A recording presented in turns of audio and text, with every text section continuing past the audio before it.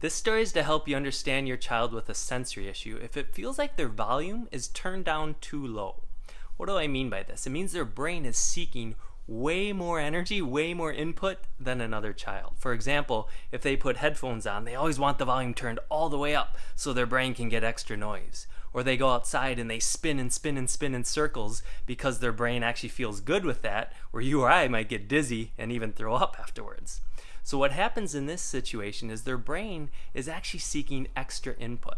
So I want to share with you a story from my own experience and that you can probably relate to as well. It's kind of embarrassing, but I think it'll help get the point across. So the other week, my wife and I had been traveling, and when we got home, we had unpacked most things, but not everything was in its normal spot. So my deodorant wasn't where it normally was. So the next day I got up, did my thing, and I left the house without putting deodorant on.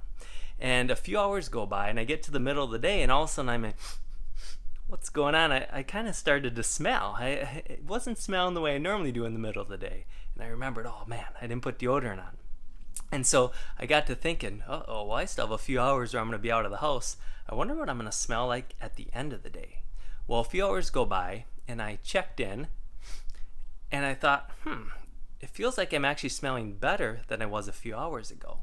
And I wondered, how could this be when I'm almost positive I should be smelling worse? And what I realized is that my brain started to become used to the smell, my own smell.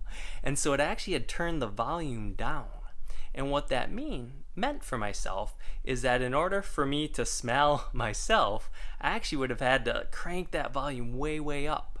And so this is what happens in your child if they have a sensory issue where the volume's down too low. What is average to you or I is actually really quiet to them. So in my own situation here, if I would have gone up to another person and snuggled in close to them, they would have been like, what's going on? That guy stinks. But my own brain barely recognized it because my own brain had turned the volume way down. So the next time your child is seeking extra input where they're moving and want to be squished under a beanbag or spin in circles or they need their headphones turned up all the way, just understand that it's because their brain has the volume turned down. So they need more input to feel the same as to what you and I would normally feel. So I hope that helps you understand your child with a sensory issue if their volume is turned down.